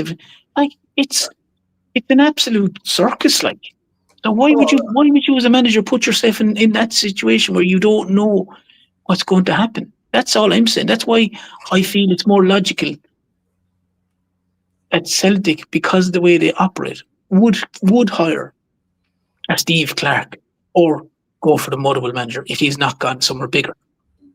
But it's like, going down that road, Terence, it's like, that's not going, appointing these kind of guys, that's not going to help with recruitment. Oh no, it's not even That's what I'm going remotely. to say. It's like even supposing word get back to Dermot Desmond here, Kieran McKenna wants to talk to you about the Celtic job, get the Ipswich guy, right? Just even through a golf conversation, say, and he phones him up and McKenna's like, aye, what's happening, aye, blah, blah, blah. So who's the director of football and that? Who's running this and who's running that? And the board just look after all that. Aye, right, Dermot, catch you later, mate. Do you know what I mean? No director of football, no recognised scouting system and nothing. I know what you're saying, Terence. I'm just looking at the name. Celtic could attract a really good coach, but the same problems are still going to exist. They are, and like even things like to Mark, where people are like, we know this conversation. So powers to be, or football guys, we know the conversation where, Jeb, I've heard the story. Is it true that Celtic wanted to buy Luke McGowan, and they had to go up to 200,000, and the chief executive and you man had to leave the room to phone someone. So you had to phone Dermot Desmond to get the okay to add an extra 200 grand for a player. You know, I know that's small thing, but like a manager is looking at this because like coming to the likes of Celtic could make or break a manager's career. You know, if they're on the up, like if they're like that McKenna guy and he's Ipswich and he's done well at Ipswich and he's close to promotion and all that, and if it doesn't work out and he says I'll go to Celtic and try and do well, and he comes and all of a sudden things that he's promised or things that he's supposedly promised he doesn't get, and all of a sudden you're told it's 15 million there, it's 15 million for your players for this year, and he's gone 15 million. I can't buy players for 15 million. I need 30 million, 40 million, and they're told, well, we don't operate like that here. It's just does Blair, and it's all ifs and buts. I mean, you'd like to think that if there's come the summer, right, they're still talking that Nicholson will be away and stuff like that. There are going to be changes, but it can't go on like this, Terence. Something's got to give. Like, it's ridiculous. I mean, even what we're talking about there, but if Celtic were a well-run club, would have young managers. That's my thing with McKenna, right? See, if Ipswich don't get promoted, he's a bit of a failure. If they did get promoted, does he leave them? Because basically he's going to be fighting relegation on next season. If he takes a jump to one of the top teams in the top of the pub league, he's got what, 12-month, 18-month, or and then he'll be sacked. Really, because that's all the lifespan is. And I'm thinking a young manager coach like that with the right setup, his background that we could talk him into coming up to Celtic, come up here, win leagues, do well, show that you can handle playing in Europe, all the pressure, and you'll get a bigger job in England where you'll probably get more time if you've got the kind of credentials. It's just, but again, But that comes, Mark. That comes. All that's a very fair point. But all that comes from a solid foundation, a well-structured club, everything run well from top to bottom. And at the minute, Celtic's a circus. Mm-hmm. It's an absolute circus. What's going on, especially off the pitch, it's a circus. The Green Brigade, as we said, the supporters, there's these ongoing meetings, there's Dermot Desmonds, there's everything. You know, people aren't, there isn't proper correspondence between people and management teams and the powers to be in the board. It's absolute. It's ludicrous to think that Celtic, in the space of 12 months, have absolutely flipped everything upside down. But it all started when they didn't qualify for the Champions League against, the greatest respect, 11 lads we could have got from around the road. could have probably beaten that crowd. And it just basically snowballed from there. And the fact that they're still in the title is a minor miracle, quite frankly. But they need to get their house in order. They really need to get their house in order big time. When the season's finished, this needs to be sorted one way or another. It really does. Like, there needs to be proper discussions from the right people, with the likes of, if it's the Green Brigade, and the right manager search, the right transfers, the right everything. Because at the minute, it's just a circus. It really is. But we need to modernise terms. I mean, I've said that for as long as I've done podcast terms. The winning leagues, the winning quadruple trebles, the lot, it just papered all the cracks of how shite we were run behind the scenes. And it Mark, didn't. You said... Sorry, go on, Mark, sorry. No, I was just going to say, and I'm not saying, I tell you so, that kind of way, but your chickens have come home to roost kind of thing for that way. There's no proper structure at Celtic for donkey's years, relying on Peter Lawwell's pals and Peter Lawwell's opinion on players to drive a recruitment. It was just miles out. But you all always said, you said it here a good few times, and I'm not blowing smoke up here, you know what, but you always used to say, come the end of the season, if we win the league, people will go, look, we won the league anyway. And it's exactly that. It papers over the cracks, and it kind of gets people out of jail. We still won the league.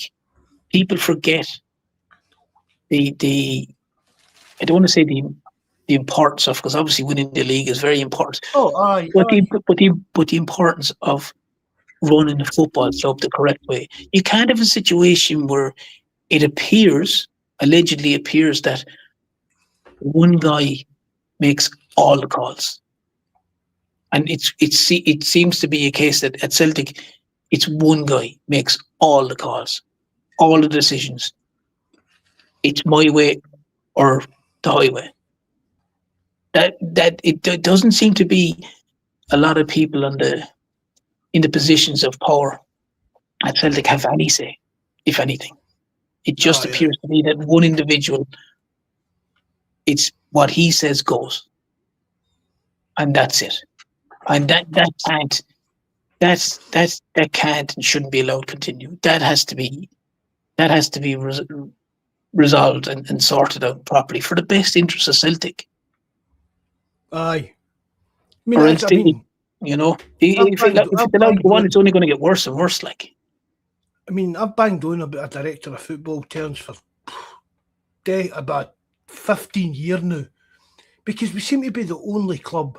You go and look, even Motherwell have got a sporting director and a director of football and that, and it's him that's making their signings. Do you know what I mean? It's him that, I think he maybe even knew that boy, the manager. But we've got nobody actually gain the club any kind of mid-term plan, let alone any kind of long-term plan. Every time a manager leaves us, the full club seems to fall apart. Look at the way the teams down in England change managers' terms. Do you think Chelsea's managers, do you think their signing targets change, Nottingham Forest targets change every time they change managers and stuff like that? Not a chance.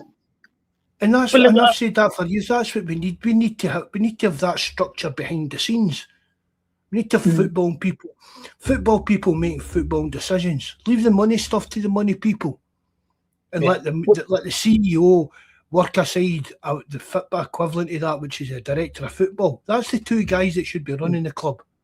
What you're saying about Dermot Desmond is bang on terms, but it should be the CEO and the director of football that's deciding what Celtic do. like I don't see, and it may not be everyone's cup of tea here, but like we know Martin's gone at the end of the season, right?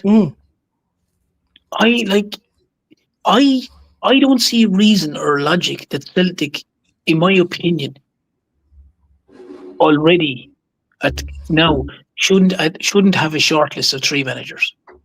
Aye. For me, the manager should be announced before the season even ends. Maybe the last game or two. Say everyone knows Martin's going, so you're not shafting Martin, and just say, look, Celtic have announced that so and so. As soon as Martin O'Neill is finished, we just say he's finished 30th of May, whatever it is, and the 1st of June, this guy takes over. And he takes over, and for argument's sake, and I wouldn't have a problem with this, people might say differently, that Sean Maloney is going to be director of football. Again, using it as an example. Sean Maloney's director of football, and if it's the case that the Bovril guy or Scott, that McKenna guy is coming in as the manager of Celtic, straight away you've got a structure in place, and you know, right, he's that. Right. We know this straight away. But the problem that I have with it, Mark, is Celtic are so amateurish and so badly run. They probably haven't even looked at a manager, even though they know the manager that they have is leaving. It wouldn't surprise me if they haven't even looked at a manager, or they haven't spoken to anyone. Would you be surprised? Aye. Aye, I would be terms. You would be surprised that they hadn't spoken to anyone. Aye, I'd be shocked. I'd be shocked if Celtic hadn't, I'm not saying spoke to anybody in any maybe kind of official capacity, but they've been like maybe putting feelers to agents, and there'll be agents getting in touch with Celtic. Aye, I can't see that there. I hope. There's Bobby asking you, Terence, Mark, who's going to win the league? You know who I plead the fifth. We're going to win it. We're winning it, Bobby. Martin O'Neill, that's it. Martin O'Neill, as soon as he came back, even when Martin O'Neill came into Foley Rodgers, I said we'd win the league. But then they brought in Nancy, and I was like, maybe no. But as soon as Martin O'Neill came back, that's me, 110% convinced that Celtic win the league. Well, if you want my honest answer, my heart is Celtic. My head is the team that's currently winning it. You're betting account. You're the Tony Bloom syndicate, ain't you? No, I don't bet. But I don't know. I just think that my heart is obviously mad. He's still thinking, yeah, Celtic will do it. But I don't know. I just think that I think we're likely to drop points. That's my problem. And I don't think we can afford to drop any points. Falkirk. Right, everybody, and I'll throw this one in here, and I keep saying this, I've even put it on the forum, right? Everybody can know about the Motherwell manager. What about John McGlynn? The Falkirk manager. But Mark, that's probably what Celtic are looking at. No, and I've been genuine, Mark. The Celtic management team, the Celtic board, this is the crowd that went and heard Nancy. You know, this is a But again, but see, right, you know, let me say that, right, and I'm not sticking up for doctors to doctor a football or anything like that. But what I'm saying is, that is what we want at Celtic. But Terence, we want somebody, right? It was an absolutely disaster, an appointment, a decision, and how we came across the full scenario. But that's what we need in there, Terence. We need somebody in there to say, oh, we need, who are we looking for? Oh, we need a sports science guy. Oh, I know a guy. Oh, we know that, right? And then when it comes to we need a manager, what Tisdale was, again, a kind of de facto director of football without getting the actual title. So Celtic did back the guy that they brought in to do the job, but the guy was shite at the job, if you get what I mean. Oh, yeah, listen, I agree with you, but that's why I feel, Mark, that Celtic will go as in for something that they know and they can see. And that's why I genuinely think it's going to be someone like Steve Clark, or it's going to be someone like that Motherwell guy, or someone like that. That's who I think.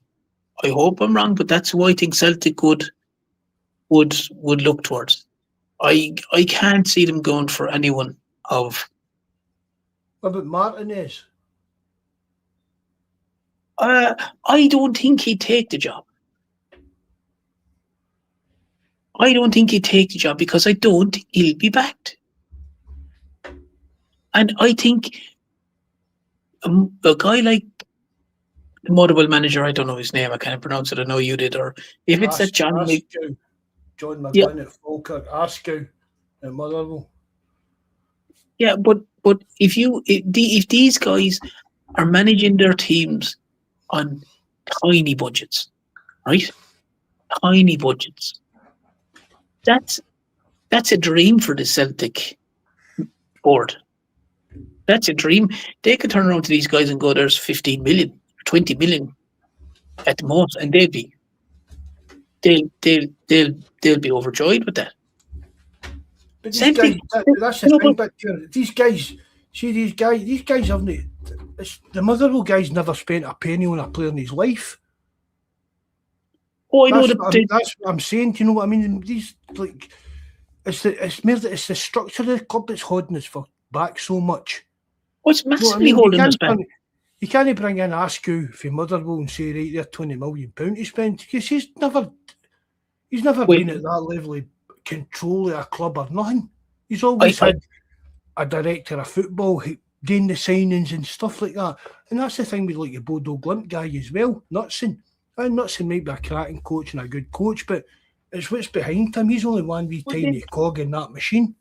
And we've not even got a wheel to have cogs in. Well, then, Mark, if you're the Celtic board and you are looking at hypothetically the Motherwell manager, you look at what's behind the Motherwell manager. What's in Motherwell? Who is their so-called director of football? Who is their scouting guy? Who is them? Bring them and him. You can't tell me that if there's a director of football, so to speak, in Motherwell, and Celtic approach him, that there's not a likelihood that he's going to go, 100%, I'd love to go. And you bring him, you bring the manager, and you go to the manager. He's the main guy. He was my main guy. He was my main scouting guy. Get him, bring them in, bring him in. And he still then manages the team. Your man still is involved in transfers or whatever way it works. You know what I mean? I know it sounds all very simplistic. I get it. I know what you mean. But then you take the whole package. Rather than go and get nuts in for Bodo Glimt, go and sign I sent you that interview with him in that terms, the guy, your football director and how he runs things and that. It's him you want rather than the actual manager. Yeah, 100%. They're probably the key guys. Get him in place. And then if you have your proper, if it's analytical or scouting guy or director of football, whatever the right terminology is for them, if you have him in, he could then say, well, look, this guy, he's the right man for the job. Then you can get him in. And also, Mark, you have to understand, if, again, this is all hypothetical, but if you went for the Motherwell manager and you got the Motherwell, whoever's the director of football and the scout guy or whatever he is, you've got a connection there. You've got two guys that can work with each other, two guys that like each other. You know, and there's a history there that they know. I know his job. He knows his job. I know my job. I know I can expect this from him. He can expect this from me. Again, now I know people are listening to this in the live chat. I'm not necessarily saying the Motherwell manager, but just using that as an analogy. Aye. But at the same time, I would have no problem if Celtic went for him, because the way he plays football and the way they're doing at the minute, it's lovely to watch. It's excellent to watch. And as I said, I do think that's the kind of level that Celtic will go at. I don't think they'll be going for a high-profile manager, because I don't think any high-profile manager will go near Celtic. I honestly can't see Steve Clarke being interested at all. Even if Celtic want him, and just even what he said with his comments the other years about managing either us or Rangers, I just don't think he would at this time of his life. But I hear you, but that's what I'm trying to say, Mark, is that's what I think. Celtic, that kind of level, ballpark is where Celtic, I think, will look at. It's a bit of Forfey Grace, isn't it? Who's the last manager we took from Motherwell? Davy Hay? Probably. Aye. Yeah. Bobby's going to have a party. If they do get that Askews manager, he's banged on about him for months, man, to a point. Maybe that's why I don't want him. Bobby's pissed me off about him. Look, they're playing great football, Mark, so you can't take that away from him. Oh no, I'm not disputing that, no, but it's a big leap for me. But can I ask you a question though? On that, no, just one sec. From that, what you've seen of that manager, right? Is it any bigger a leap for that manager than, say, it was for Ronnie Dahlia or Postecoglou or even Lennon, but when he came in first time? Is it any bigger jump for that guy than it was for those guys? And I don't think it is. If anything, come on, Postecoglou had won leagues and managed Australia, and do you know what I mean? Okay, fine. Maybe leave Postecoglou out with so. Calm down, relax, big deep breaths. But some of the other boys I mentioned, Ronnie Dahlia, for argument's sake, Neil Lennon wasn't the manager when he took over. So like, the guy's already in the league. The guy knows what the situation is. Yes, it's a big step up from Motherwell to Celtic. I don't deny that for 1 second. But have Celtic done something like that before? Yeah, they have. Could you see them doing it again? Yes, you could. Well, why not just go for Derek McInnes? Well, he probably won't go to them. Could be Stephen Robinson. We don't know. I'm obviously only kidding on about McInnes just because they're top of the league and stuff, but I mean, I do get what you all say about the boy and the way Motherwell are playing, but I just think for me it's a bit I wouldn't think it would be as bad, but I would still put it to say it's a bit of a Nancy punt for me. Yeah, probably. I wouldn't. It could go either way, if you get what I mean, Terence. Do you know what I mean? I do. I wouldn't quite put it in the Nancy bracket, but I get where you're coming from. It's a massive. For me, it's just a massive gamble. Oh, listen, it would be a big gamble, but I also think, Mark, whoever Celtic do appoint as the manager, I hope I'm wrong, but it won't surprise me if I've never heard of his name. No, again, I'm not a very knowledgeable footballer.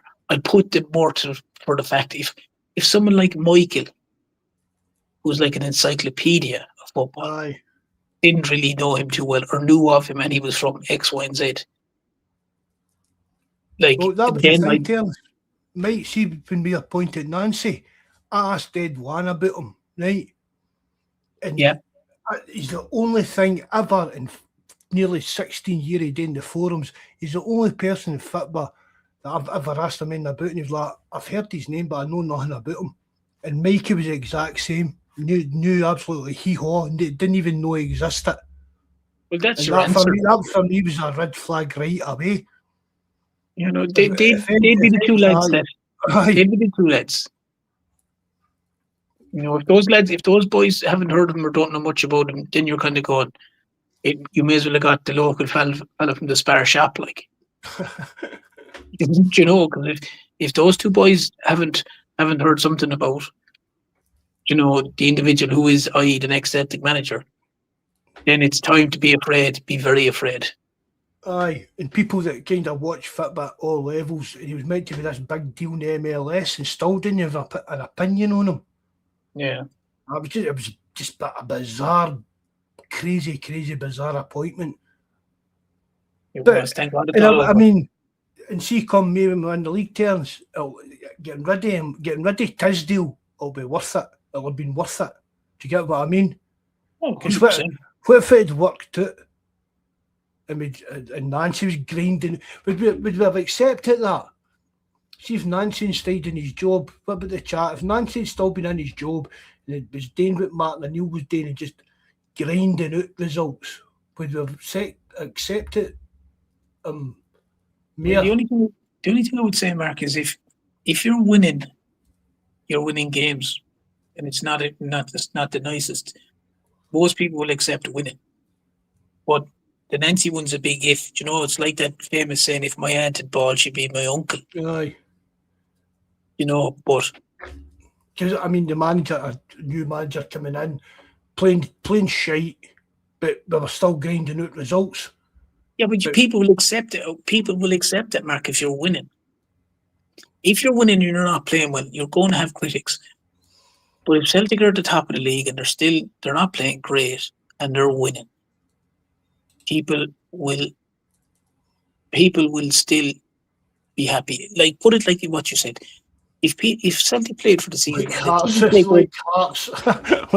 are doing. Yeah, like it probably is, yeah.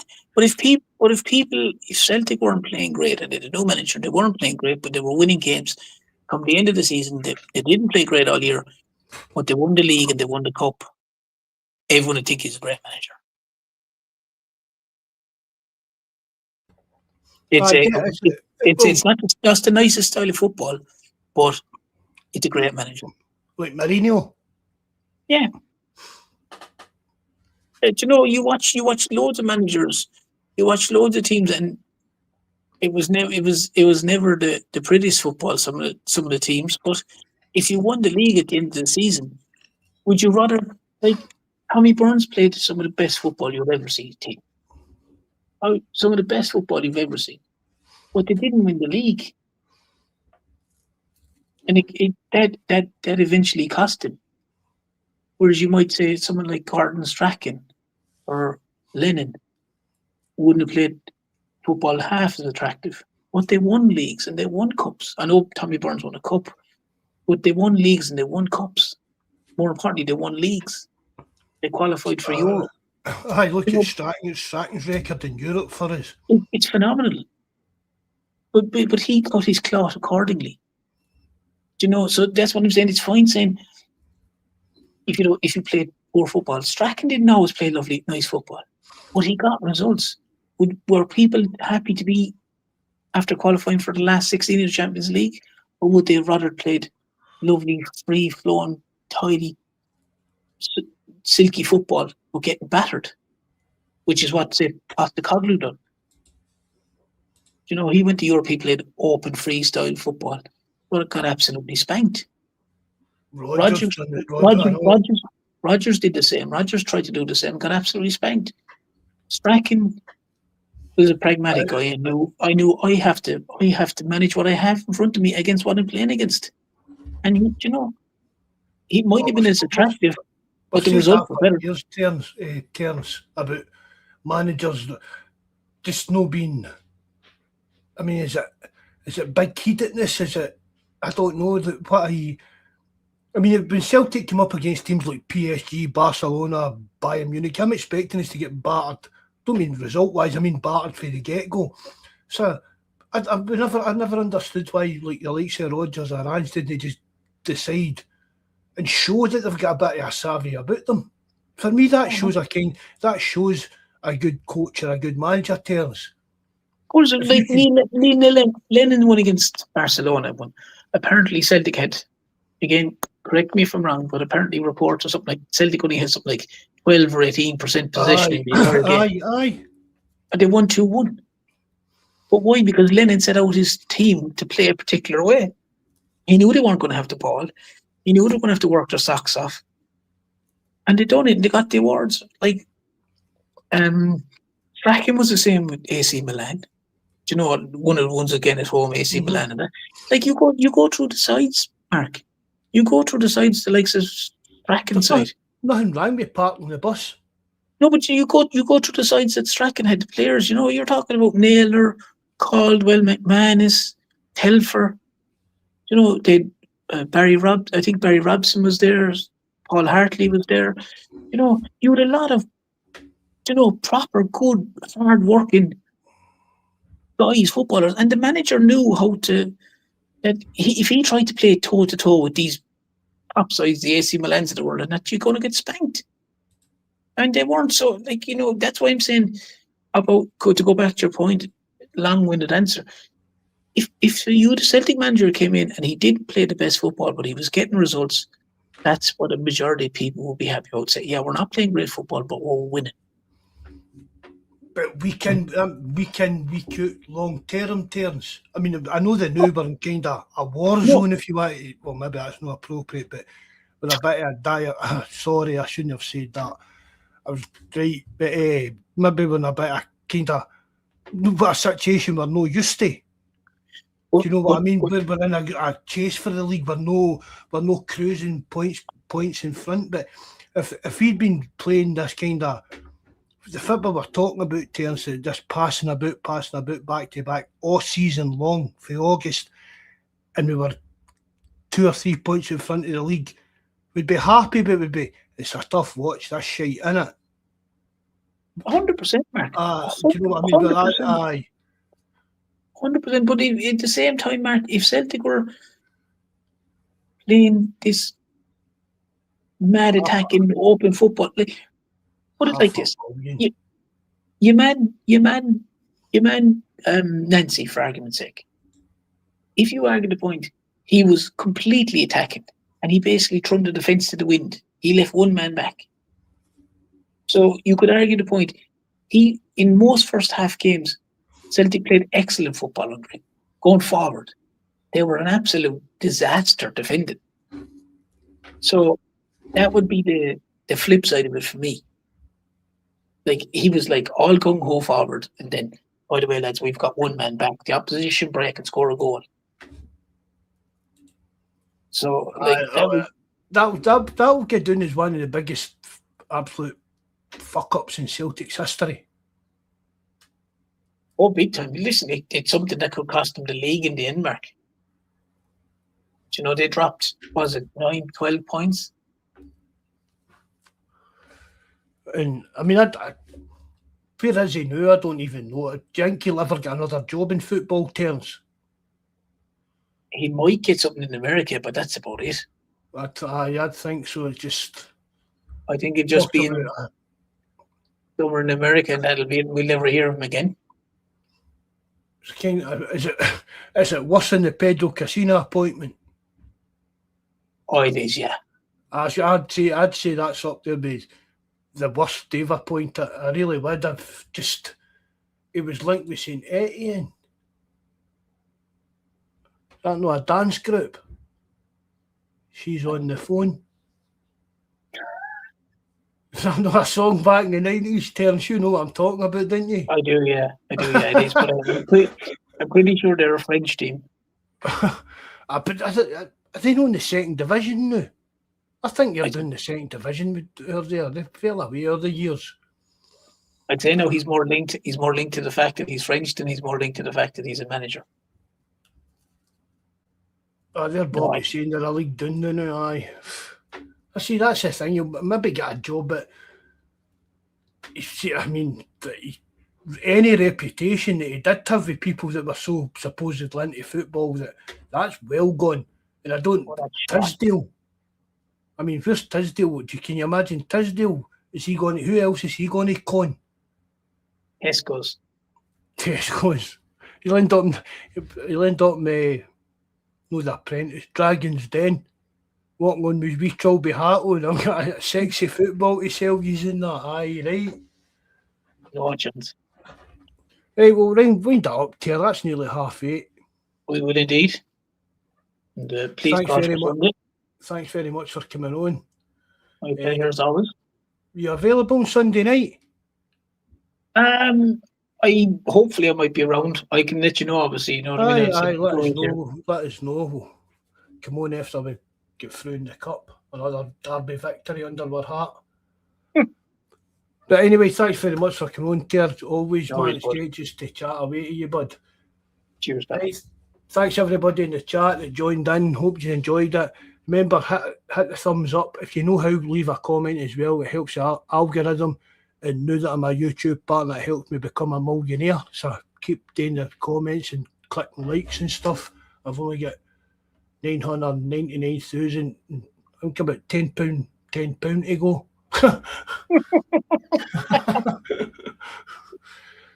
But anyway, again, thanks very much, everybody. Hope you enjoyed it. It says we'll try and get one back up on Sunday night. Hail, hail, good night, and God bless.